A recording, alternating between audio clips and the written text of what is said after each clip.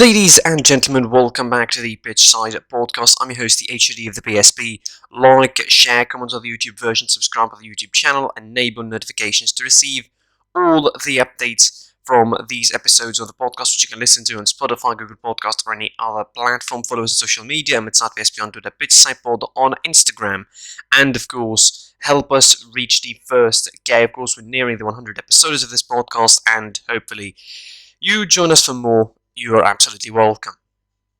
Welcome, of course, to this Saturday episode, the magazine episode, sort of, where we pull off a debate topic and we talk about it for the most part. But we're going to be starting from Friday Night Football, in fact, and what happened in it. Of course, 5 matches were played, I think, across the biggest league is in Europe. In Italy, it was 2 matches. Lazio defeated Crotone 3-2, and Atalanta defeated Spezia 3-1. It was a hard time for Lazio against Crotone, despite the fact that they were pretty much dominant for the most of the match, really, but they really struggled to maintain the lead against Crotone. They went forward and they went ahead, really, twice in this game. The first goal from Milinkovic-Savic and Nwankwo equalised in the 28th minute, then Luis Alberto scored in the 38th minute, but Nwankwo again managed to equalise Shimi in the 49th minute early on in the second half, and Lazio managed a very late goal from Felipe Caicedo to make it 3-2 for Atalanta. This victory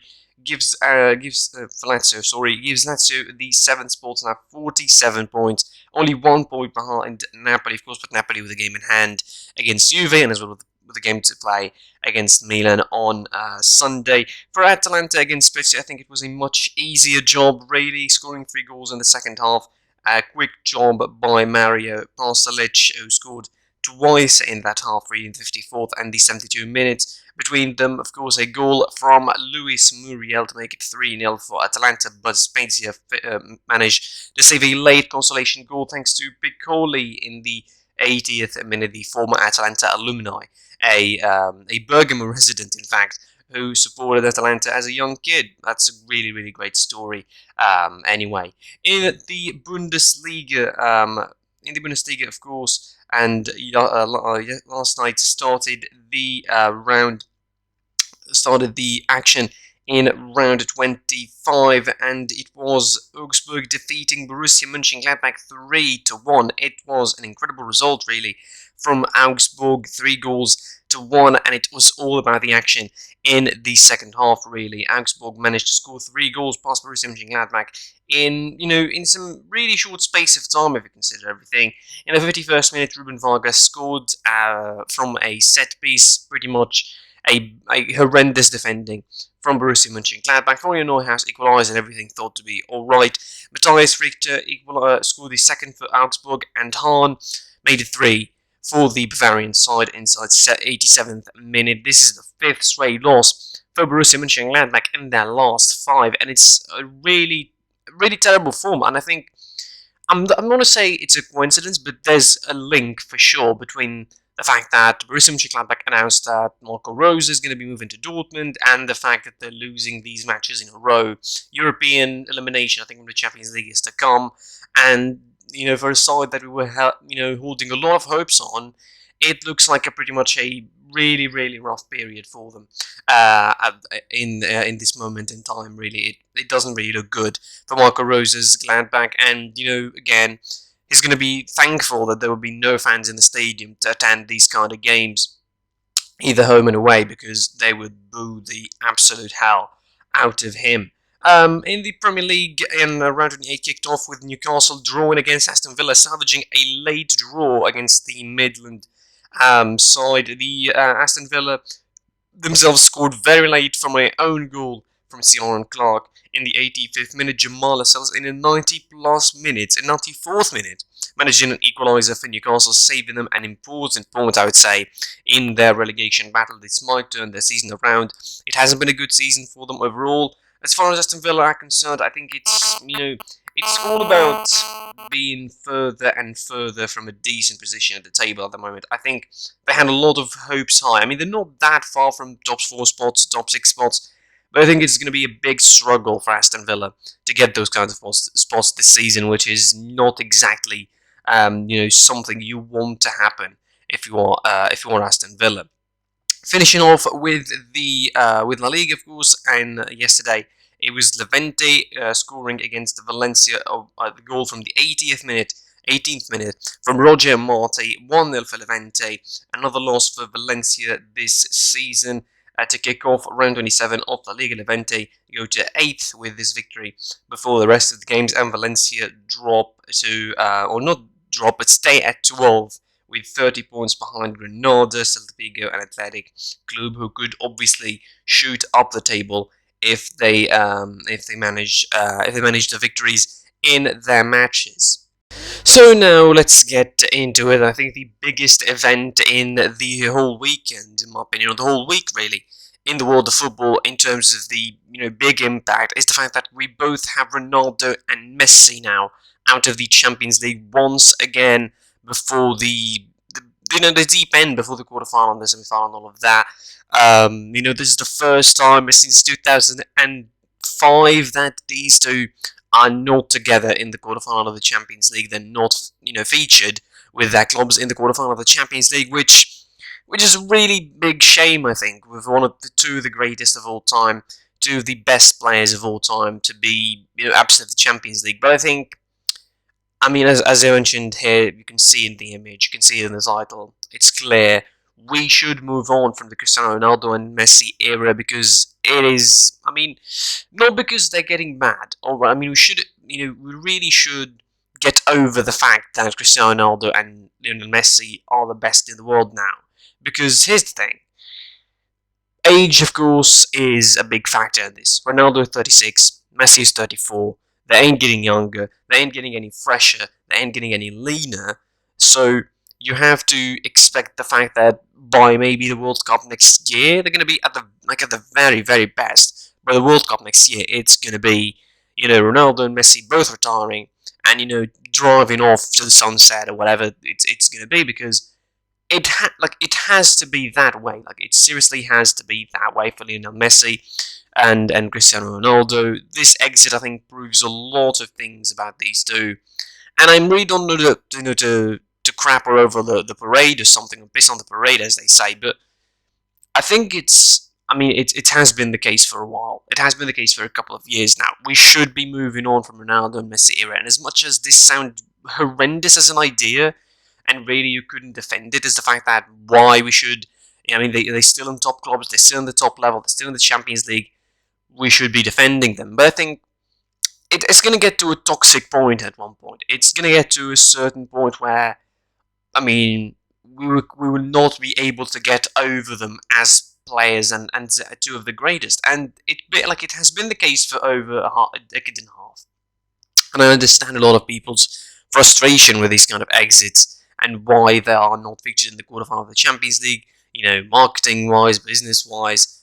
But I can't understand the frustration of some football fans, because football goes on and life goes on. Without Messi, without Ronaldo, without Pelé, without Maradona, it went on and it would go on, and football would produce great players and produce legends. And please don't come at me with the argument that football is not going to produce someone like Ronaldo or someone like Messi again, because it will do. It will produce someone like Ronaldo again. It will produce someone like Messi again. In terms of names, maybe it wouldn't, but in terms of goal-scoring abilities, someone would break the records of Cristiano Ronaldo eventually. In terms of the dribbling abilities, for example, the magic, sort of touch on the ball, it will produce someone like Messi again. I'm sure of that. So football is going to go on, life is going to go on, everything is going to move on. The fans now need to move on. And it's a discussion worth having, again, because for a decade and a half, though, everybody was like, okay, Messi and Ronaldo, and I think this rivalry became a rivalry almost in El Clasico. It only became a rivalry when Ronaldo came to Spain, when he joined Real Madrid, and Lionel Messi became a Barcelona, and it was for 7, 8, 9 years potentially, the Clasico was the game in world football. It undermined almost every league in the world. It undermined the Premier League, it undermined the Serie A, it undermined the Bundesliga, it undermined the French league, because of course the last two would be undermined by these kind of matches. They looked at Farmers League, so how they wouldn't be undermined with the greatest two players of the generation going at it head to head. So definitely, it was a big thing for a decade and a half.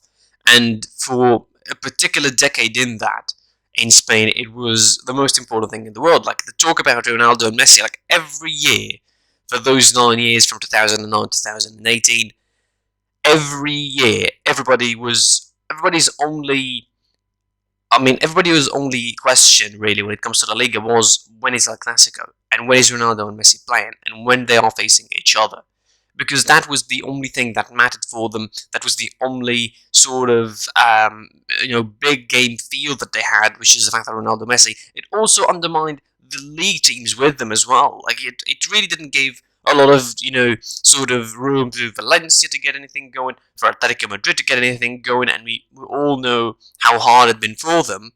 So I mean, for 15 years, they have been the talk of the world. They have been the prime time news, if you want to say, in world football. Every rumor about every transfer rumor just intensifies to 11 when it comes to Messi and Ronaldo, just because of their stature. And teams are just salivating and licking their bits to get those kind of players in their clubs. And when Juventus made the move for Ronaldo, and when Ronaldo made the move from Madrid to Juventus, it was unbelievable. It was a shock to the system, really, because nobody thought that he would leave Madrid and not after winning 3 Champions Leagues in a row, not after breaking all sorts of records, not after, in particular, winning 5 Ballon d'Ors with Real Madrid. Like, the guy won 5 Ballon d'Ors with Real Madrid. It's not that easy to do that thing.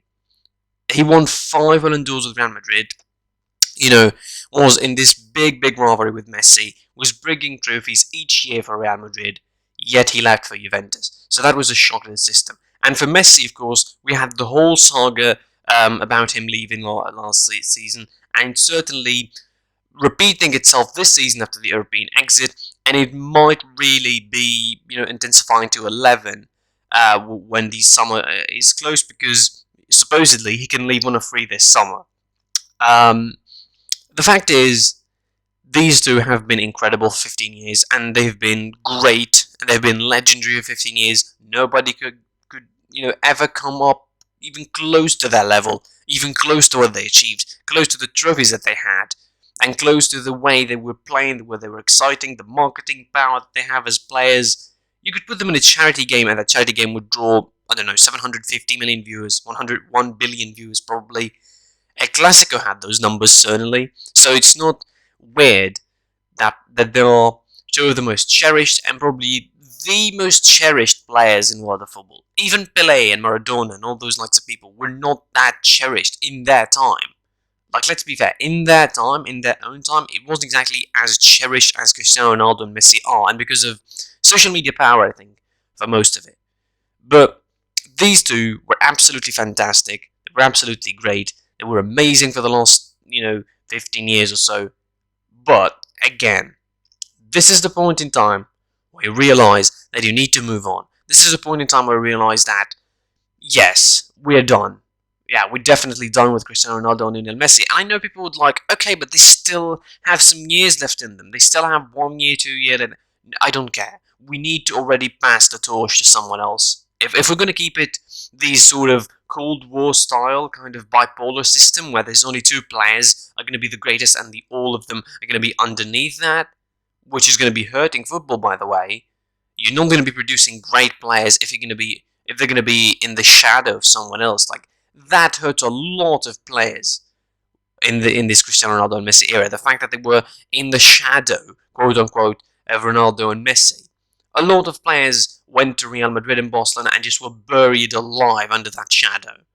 And they were completely overexposed, they're completely burnt out, and of course the list is just too long to mention. And by no means this is the fault of Cristiano Ronaldo and Messi themselves, because obviously the fact that they're really, really great just overshadows everything else. And I'm not really blaming them for anything, but the fact is, not moving on from the Cristiano Ronaldo and Messi era is going to hurt football at some point.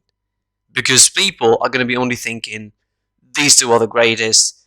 For some people, even their interest in football is going to be fading away when Cristiano and Messi eventually hang their boots, because for them, sometimes they watch only the games where they're in.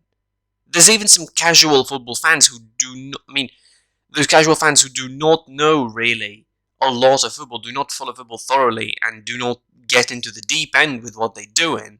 So they only watch when Cristiano Ronaldo and Lionel Messi. Basically, they only watch the big games, and the biggest of big games sometimes that interest them. So it's all about the interest. It's all about having a point. It's all about having a sort of opinion about it. And I think I'm going to be thankful to say that it didn't, and I wasn't part of that Cristiano Ronaldo Messi debate. I don't have any favoritism towards either. I mean, I know the qualities of each, but I don't really have any favoritism whatsoever towards any of them. I don't have this sort of feeling, in my opinion, oh, I love one more than the other. I enjoyed both. I enjoy both. Seriously, I really enjoyed both playing. I enjoyed both watching the, watching both. I enjoyed watching a Classico to entertain myself as as a fan, as a football fan. I would entertain myself by watching Lionel Messi and Cristiano Ronaldo, and I did that for half a decade now. But at this time and at this moment, this should be, this should be the end. I mean, as much as people would not, admit it, this should be the end of Cristiano Ronaldo and Messi era. I mean, they need to realize that. They need to admit it. They need to try and, find ways to get over it, accept this fact, try and get these things, try and get these things done and over quickly. And it will differ, I think, whether you think Mbappe and Haaland should take the helm, whether you think, we don't need this kind of bipolar opposition anymore. It depends, it's your opinion, but in the end, I really stand by my opinion, the fact that we should move on. I mean, life has... I'm not going to say that life has passed them by, but life is going to pass them by at a certain point. Life is going to get over the fact that there is two players of the ilk of Cristiano Ronaldo, and as great and legendary as they are, we need to get over the fact that they are the greatest of their generation. We need to get over the fact that they are the best. We need to get to the fact that they are the only two greatest and the others are not. So we need to get over it. And if we don't get over it now, I think it's going to be hard for teams to produce players like that. It's going to be harder for clubs to really try and produce great players and nurture great players. And it could hurt even their national teams, because the reputation is going to be, and particularly for Portugal and Argentina, is the fact that there's not going to be any greater than these two. Probably for Argentina is going to be the debate raging on that Ronaldo, Pele, Maradona, and Lionel Messi. But for Portugal, I don't think there's no debate that Cristiano Ronaldo is the greatest Portuguese player ever.